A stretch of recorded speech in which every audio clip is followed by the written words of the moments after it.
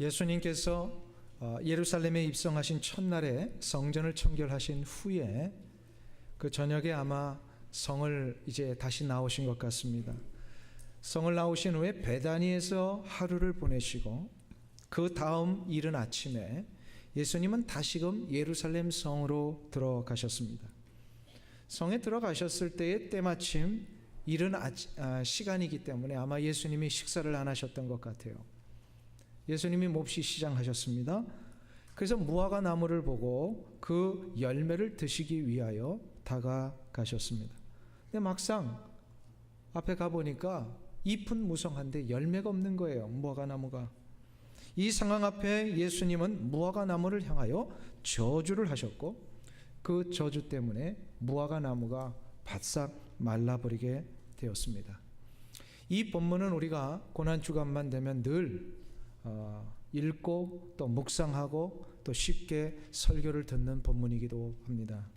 그런데 많이 들었고 많이 보았지만 참 이해하기 어려운 본문 중에 하나가 이런 본문입니다. 주님께서 굳이 열매를 맺지 못한 나무에 대하여 이렇게 저주까지 하실 필요가 있을까라는 의문이 드는 게 저를 비롯한 아마 이 자리에 앉아 계신 우리 성도님들에게 들게 되는 일반적인 의문일 수 있습니다. 특별히 예수님이 이 시점은 며칠 후에 인생의 가장 놀라운 구속의 역사를 이루시는, 그래서 십자가의 그 위대한 과업을 이루시는 큰 일을 앞에 놓으시고 이렇게 사소한 나무에 하나 열매 맺지 못한 것 때문에 저주까지 하시는 이 일을 꼭 하셔야만 되었을까? 우리가 볼 땐 사소한 일이지만요, 주님 앞에는 이게 굉장히 중요한 일이셨기 때문에 그렇습니다. 과연 무화과 나무를 저주하신 이 일에 대하여 왜 마태는 신약 성경에 특별히 마태복음의 3분의 1, 거의 반 이상을 차지하는 예수님의 일주일의 그 고난의 과정을 기록하면서 다른 아주 중요한 많은 것이 있다면 이 사소한 문제는 뺄 수도 있었는데 빼지 않고 이걸 굳이 기록을 했어요. 나무가 저주받은 사건이 얼마나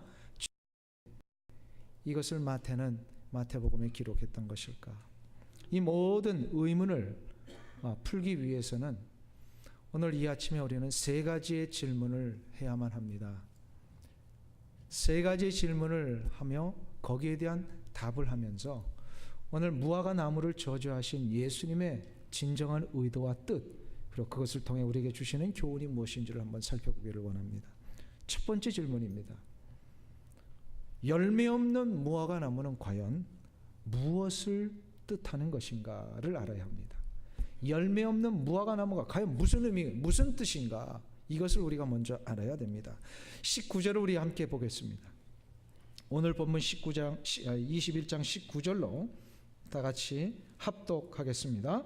길가에서 한 무화과 나무를 보시고 그리로 가사 잎사귀밖에 아무것도 얻지 못하시고 나무에게 이르시되 이제부터 영원토록 내게 열매가 맺지 못하리라 하시니 무화과 나무가 곧 마른지라.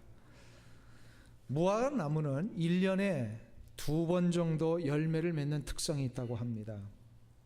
지난 봄에 이스라엘에 갔을 때 그 선교사님께서 무화과 나무를 이렇게 가르쳐 주셨어요. 저는 깜짝 놀랐어요. 무화과 나무가 이렇게 큰 나무인지 처음 알았습니다. 무화과 나무가 굉장히 잎도 무성을 하고 또 굉장히 큰 나무더라고요. 그런데 그 팔레스타인 지역에서는, 이 캘리포니아는 잘 모르겠어요. 캘리포니아에는 그냥 그 팔레스타인 지역에서는 무화과 나무가 보통 2번 열린답니다. 1년에. 첫 번째 열매는 9월에 열린다고 합니다. 9월경에 열리는 이 열매는 가을 열매이기 때문에 그 여름 동안에 이 충분한 햇빛을 쫙 받아서 아주 당도도 높고 상품 가치가 아주 높답니다. 그래서 그때 열리는 나무는 잘 걷어가지고 이제 시장에 내다 팔 수 있는 아주 좋은 맛있는 열매가 맺힌다고 합니다. 그러나 이것이 지나고 나서 겨울을 보낸 이후에 또다시 봄에 한 번 더 열리게 됩니다. 4월에서 5월경입니다. 이때 열리는 무화과 나무는 햇빛도 잘 받지 못하고 그렇기 때문에 조금 가을에 열리는 열매보다 당도도 떨어지고 퀄리티가 떨어진다고 합니다. 그래서 이것은 내다 팔 수는 없습니다.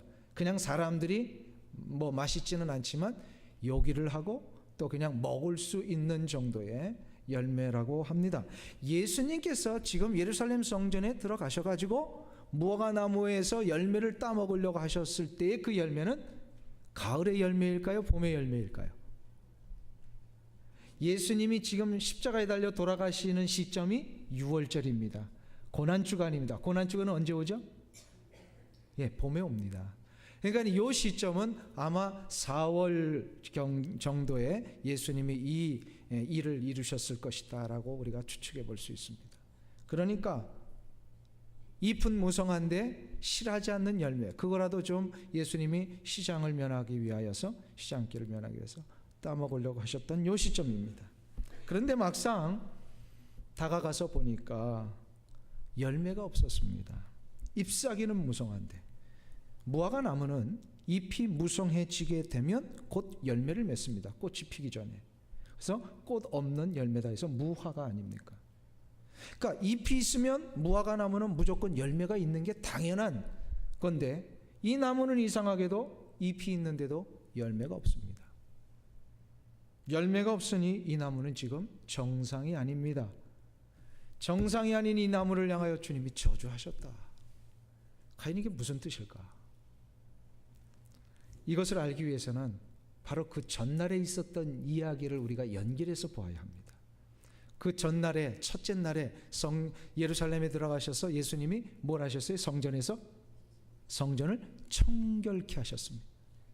장사하는 자들을 다 내쫓으시고 더럽고 추하게 만들어버린 종교 지도자들의 이 악한 행위를 질책을 하셨어요.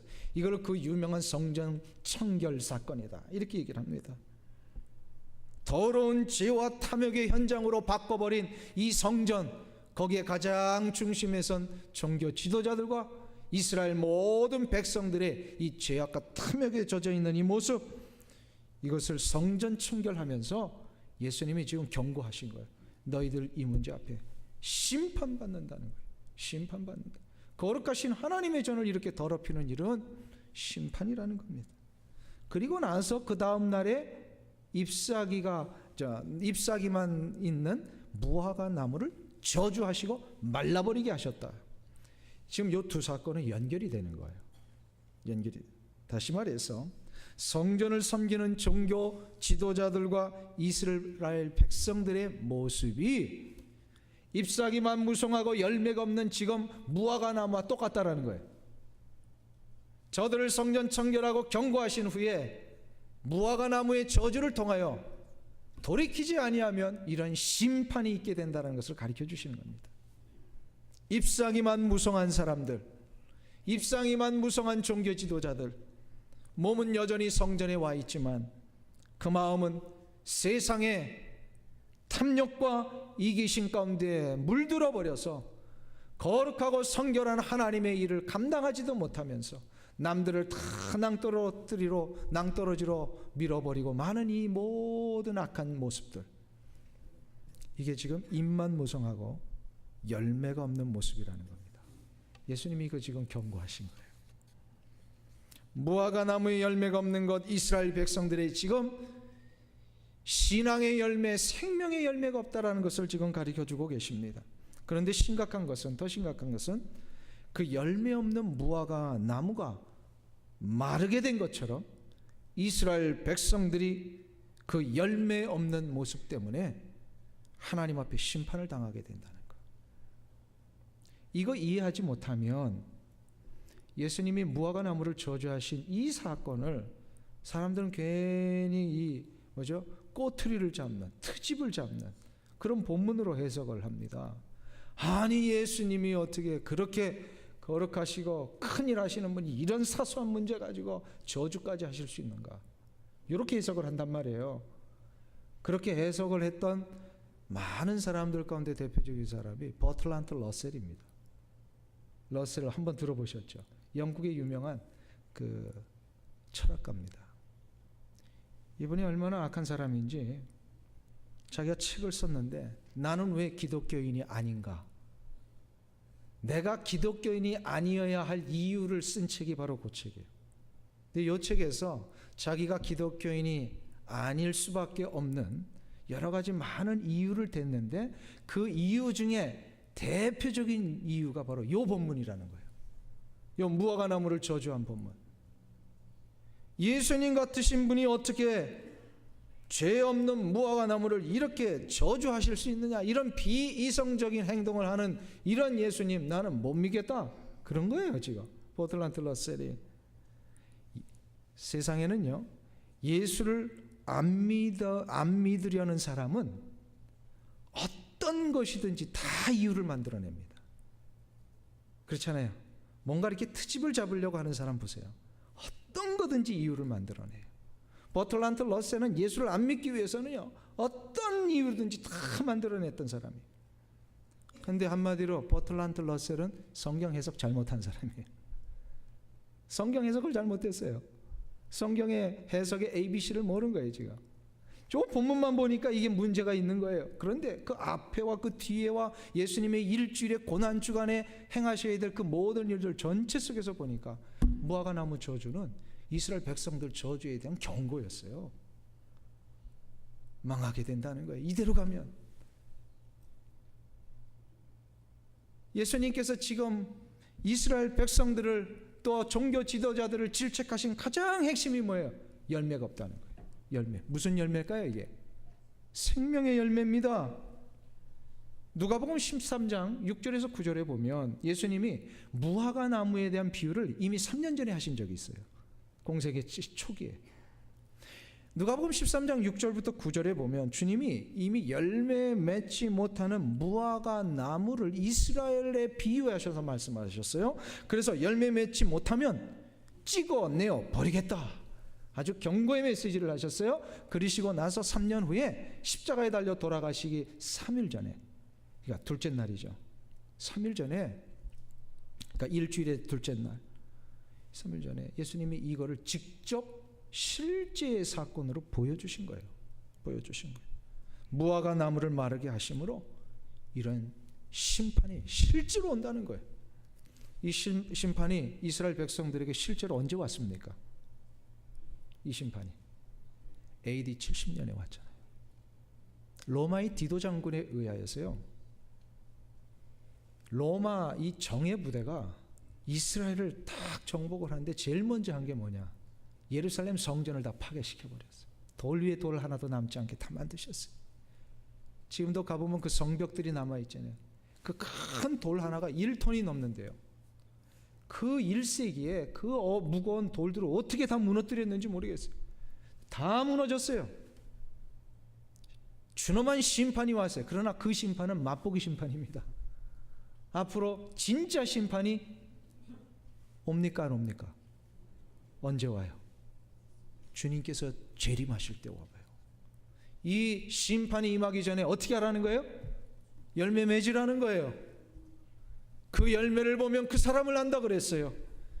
마태복음 7장 16절에서 17절에 보면 주님이 이렇게 말씀하셨습니다. 그의 열매로 알지니 가시나무에서 포도를, 엉겅퀴에서 무화과를 따겠느냐.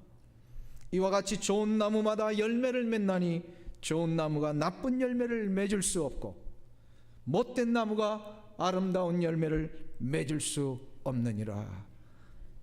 사랑하는 성도님 여러분, 여러분에게는 어떤 열매가 맺혀 있으십니까? 좋은 열매이십니까? 아멘.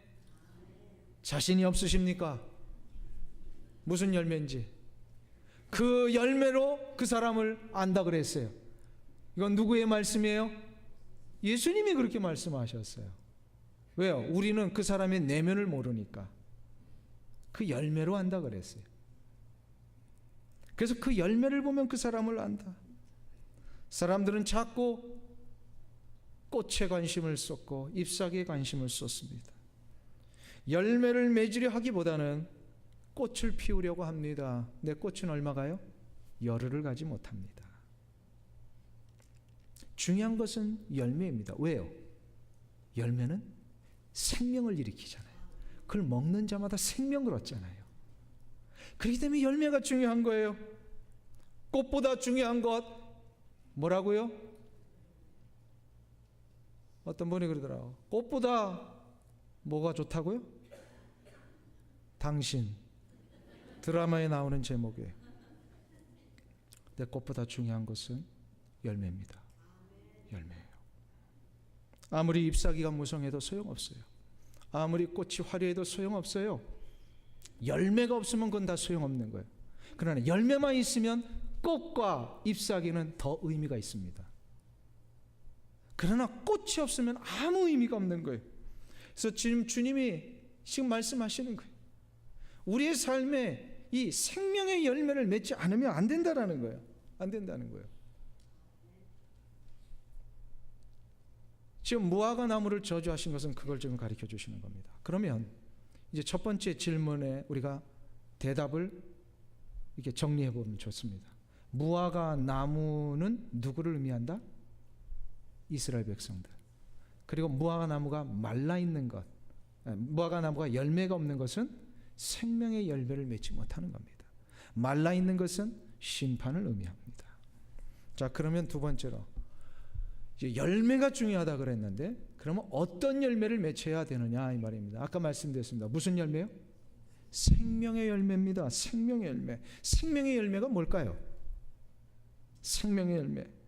이것은 생명의 역사를 경험한 자만이 맺을 수 있는 열매입니다. 자기가 생명의 역사를 경험해야만 돼요. 그러면 생명의 역사는 뭐죠? 생명의 역사. 바로 예수 그리스도의 십자가의 은혜를 경험한 사람이에요. 이게 생명의 역사를 경험하는 거예요. 교회 안에서 그분이 생명의 열매를 맺는 분인지 아닌지 이걸 아는 방법이 있어요. 그분의 삶을 보면 알아요. 처음에는 열심을 내지만 얼마 못 가서 금방 식어버리는 분들, 이런 분들 보면은요, 대부분 잎만 무성한 이 무화과 나무 같은 모습입니다. 어떤 분들은 보면 섬김과 봉사의 자리에서 자꾸 갈등과 분열을 일으키는 분들이 있어요. 왠지 아세요? 자기 열심이기 때문에 그래요. 주님이 주시는 생명의 능력을 하는 열심은 그렇지 않습니다. 끝까지 갑니다. 생명의 능력을 일으키니까 하나 되게 하고요, 연합하게 하고요, 인내하며 또한 용서가 있습니다. 근데 이 생명의 능력이 없으면요, 자기 능력으로 하려니까 처음에는 해보는 것 같지만 다 나중에 뒤로 앉게 되고요, 분열을 일으키고 충돌하게 되고 자기의 의견만을 내세우게 되는 거죠. 이게 자꾸 이게 아픔이 일어납니다. 이런 열심이 있으면 곧 시드는 거예요. 곧 시들어요. 주님이 원하시는 것은 그런 열심이 아니라 생명의 열매를 맺는 열심입니다. 참된 생명의 열매는 일시적으로 시작됐다가 그냥 멈추는 게 아니라 계속해서 열매를 맺어가요. 그래서 사람에게 그 생명의 능력을 전하게 돼 있어요. 이것을 위하여서는 우리가 생명의 열매를 5가지 분류로 한번 나눠볼 수 있습니다. 오늘 이거 굉장히 중요하니까 조금 기억하시고요, 한번 좀 기록해 놓으시면 좋겠어요. 생명의 열매는 5가지 부류가 있어요. 첫 번째 열매는요, 성령의 열매입니다. 많이 들어보셨죠? 성령의 열매, 이 생명의 열매 중에 첫 번째 부류예요. 이 성령의 열매가 있는 곳에는요, 인내가 있고 또 용서가 있고 하나됨과 연합의 역사가 일어납니다. 이거를 갈라디아서 5장 22절과 24절에서 사도 바울이 초대교회 성도들에게 뭐라고 말씀하셨어요? 오직 성령의 열매는, 우리 다 같이 한번 아시는 분들은 암송하고 모르시는 분들은 옆에 분 할 때 빨리 따라 하시고, 그래가지고 우리 9가지 성령의 열매를 한번 해보겠습니다. 시작. 사랑과 희락과 화평과 오래 참음과 자비와 양성과 충성과 온유와 절제. 9가지. 오직 성령의 열매는 이런 9가지의 열매가 있다고 그랬어요. 근데 한번 쫙 보세요. 제가 늘 말씀드리는 9가지 이 성령의 열매의 공통점이 뭐예요?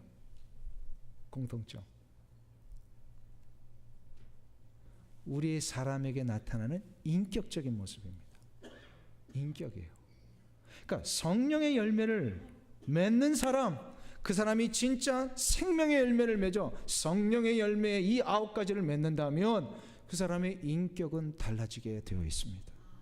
아멘. 사랑하고요, 오래 참고 자비를 베풀고 양선을 베풀고 충성하고 온유하며 절제할 줄 알고, 이 모든 것들 인격적인 거예요.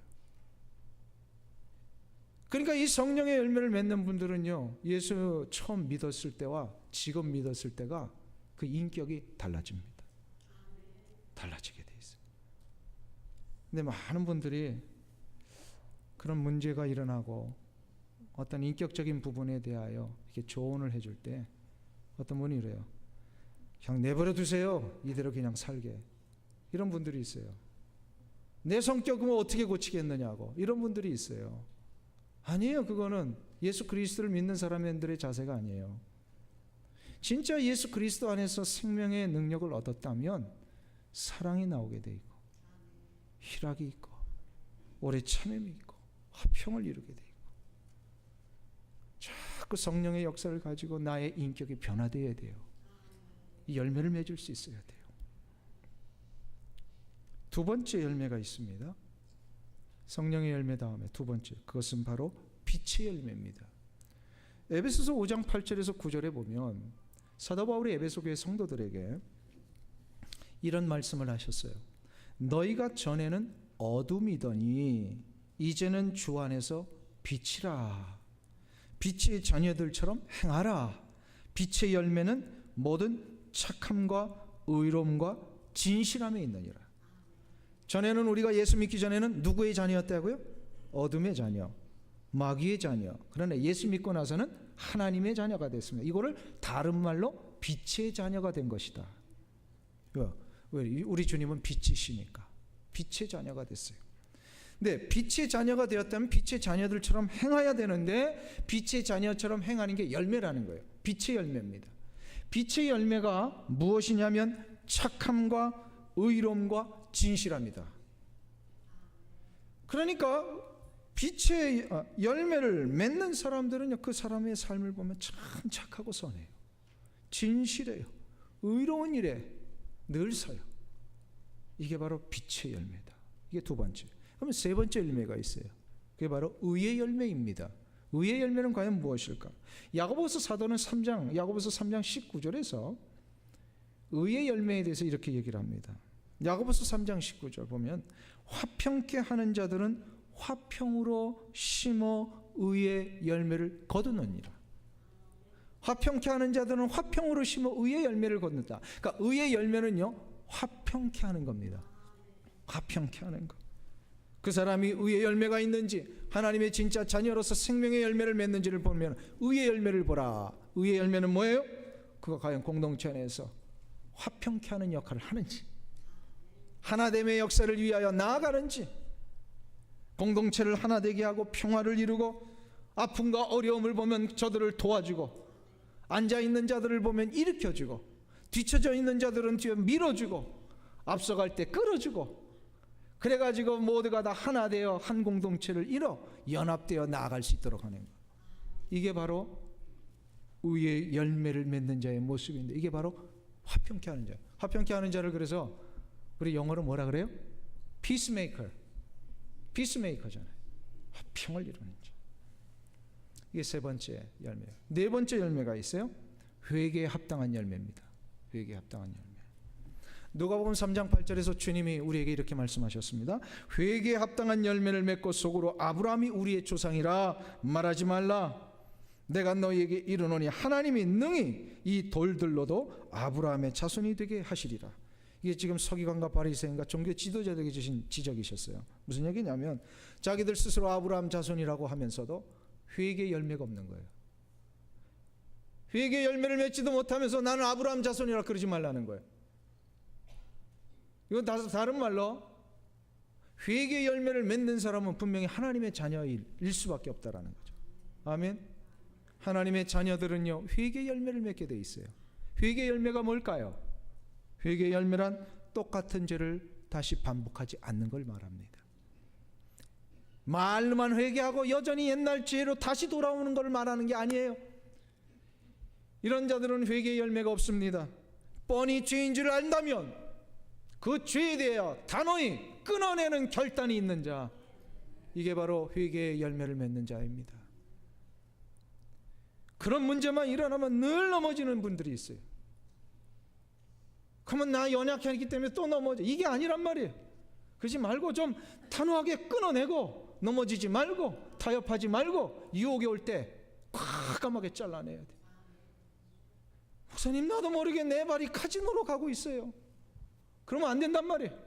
카지노로 가고 있다면 발목을 부러뜨려서라도 가지 않게 해야 되는 거예요.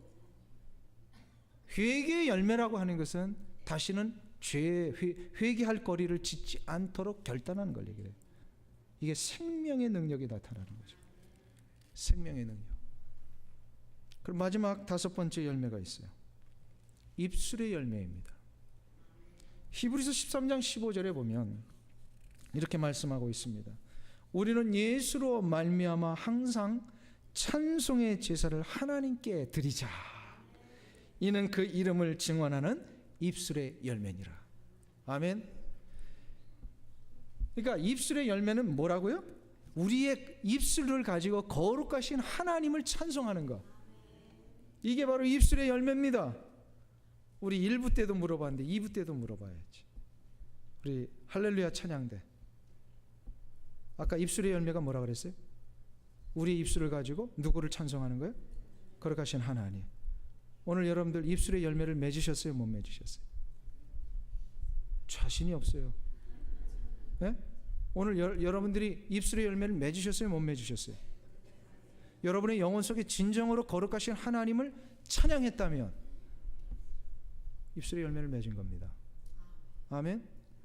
그러나 찬양을 하면서도 여전히 딴 생각하고 있고 내 입속에 방금 전에 막 욕을 하고 거친 말을 하고 남들 마음 상하게 하는 말이나 하고 그런 입술 가지고 그대로 와서 찬양했다. 그거는 받지 않으신다는 거예요.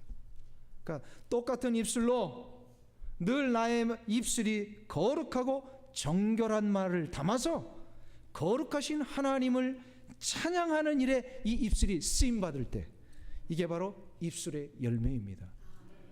그러니까 찬양대원들은요, 이 시간에 찬양하는 5분 10분만 준비하면 되는 게 아니에요. 일주일 내내 준비하셔야 돼요. 여러분의 입술이 거룩한 입술이 되도록 지키셨어야 돼요. 오늘 우리 찬양대만 얘기한다고 해서 여러분들은 그러면 안전하냐? 여러분들은 찬양하셨어요? 안 하셨어요? 오늘? 했죠. 우리 예배 전부터 찬양으로 준비하고 시작했고요. 또 예배 시간에 찬양을 했어요.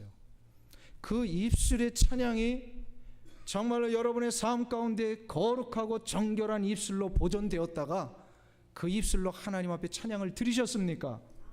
아멘. 그렇다면 여러분들은 입술의 열매를 맺으신 분들입니다.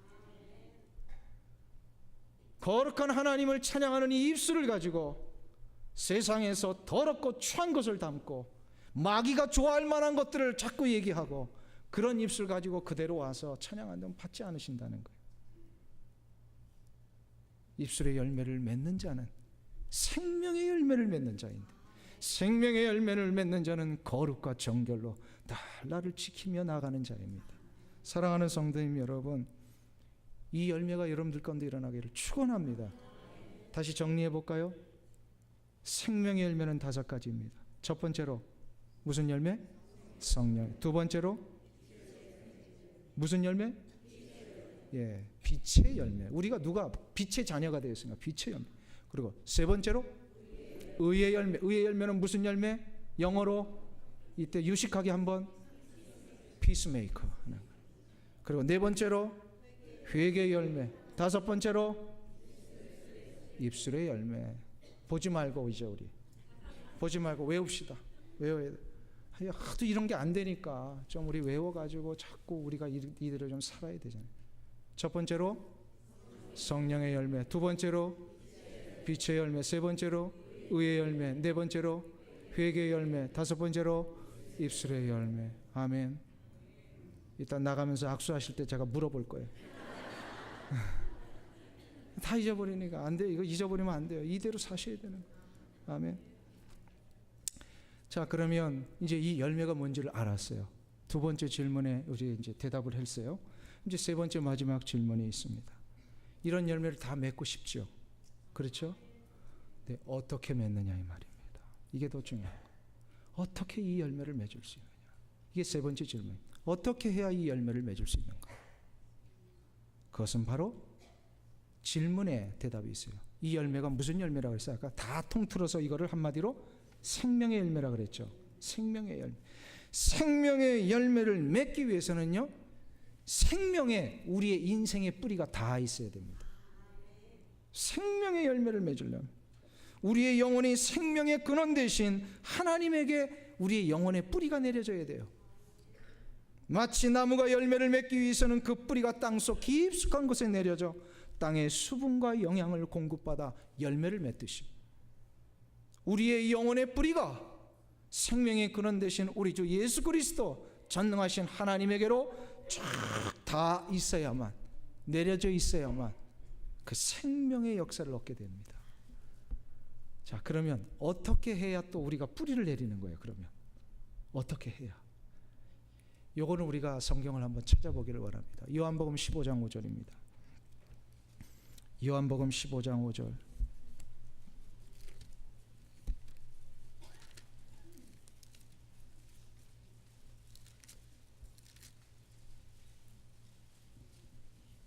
신약성경 173페이지에 있습니다.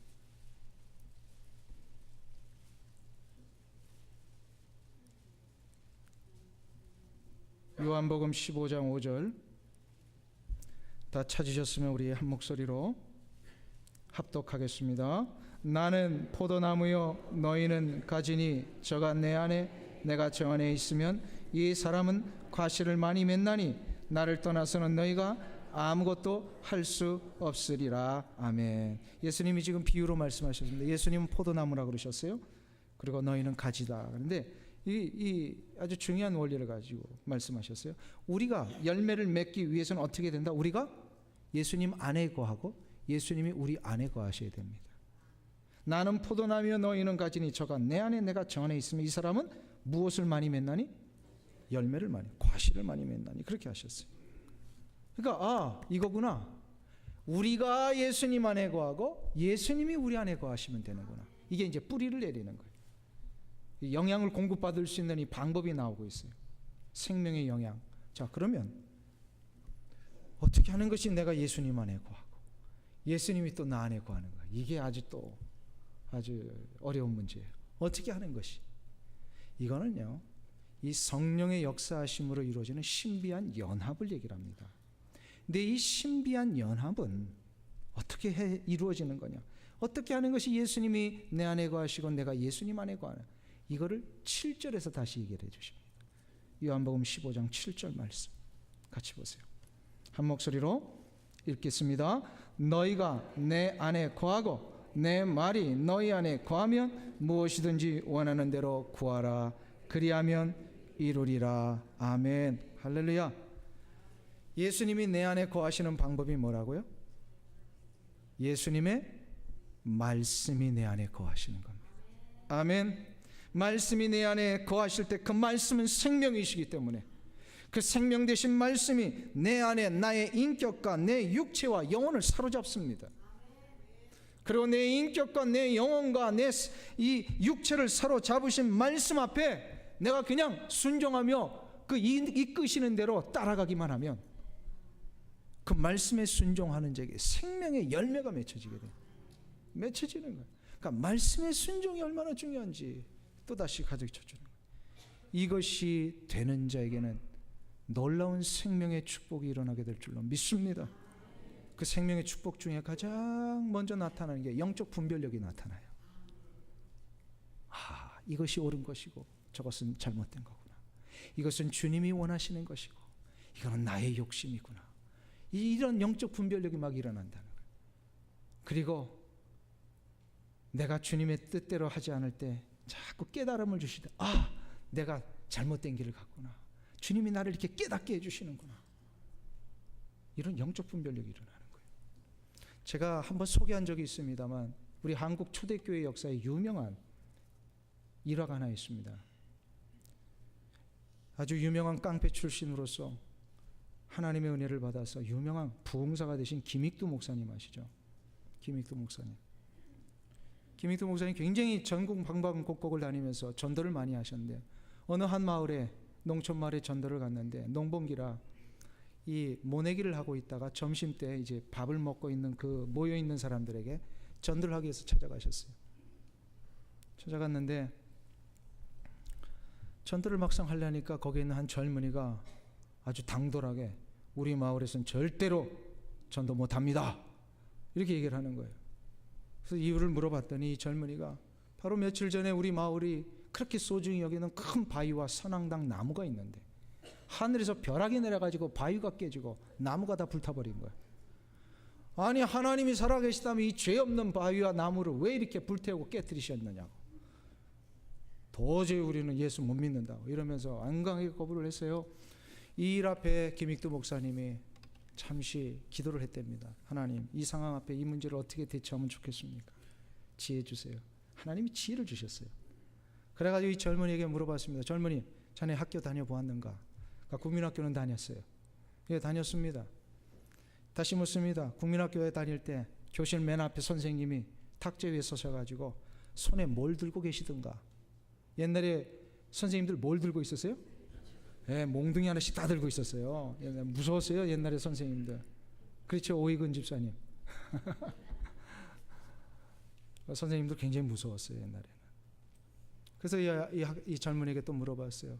선생님이 그 막대기 가지고 뭘 하시던가? 그랬더니 기억을 더듬어 보니까 맨날 막대기 가지고 책상 탁탁 두들기고 칠판을 가지고 여기 보라 하면서 막 이렇게 막 가리키기도 하고 뭐 이러면서 이제 그 막대기를 사용을 했잖아요. 칠판도 두들기고 책상도 두들기고. 그 얘기를 했더니 김익두 목사님이 그 젊은이에게 다시 얘기를 합니다. 이보게, 왜 선생님이 죄 없는 칠판이나 책상을 두들겼는지 아는가? 아이들이 졸지 말라고, 떠들지 말라고, 교탁이나 칠판을 치는 것이 아닌가. 그래도 아이들이 떠들고 집중하지 않으면 그 막대기를 가지고 어떻게 하는지 아는가 물었어요. 어떻게 해요? 그다음에는 아이들의 머리를 때리는 겁니다. 이걸 가지고 이제 설명을 하셨어요. 마찬가지로 하나님께서 죄 없는 바위와 나뭇가지를 치신 것은 자네 깨달으라고 그런 거네. 죄 없는 바위를 때리고 죄 없는 나무를 치신 것은 만일에 자네가 계속해서 예수 안 믿으면 다음에는 나무가 아니라 자네의 머리를 때리실 거네. 이 김익두 목사님의 말 한마디에 이 청년이 충격을 받았답니다. 깜짝 놀랐어요. 그 즉시로 예수를 믿겠다고 서원했답니다. 자기 머리에 벼락이 떨어지면 어떻게 되겠어요? 예수를 믿었어요. 그리고 그 마을에 이 청년이 주도를 해서 예수를 믿게 하는 일에 그렇게 헌신하는 김익두 목사님을 돕는 그런 사역자가 되었답니다. 예수님께서 열매 없는 무화과를 저주하신 것은 꼭 이와 같은 겁니다. 죄는 무화과 나무에 있는 것은 아니었습니다. 오히려 죄는 열매 맺지 못하는 종교 지도자들과 누구에게 있었어요? 백성들에게 있었습니다. 그러나 주님은 이스라엘 백성들을 대신하여서 또한 종교자들을 대신하여서 이 무화과 나무를 때리신 겁니다.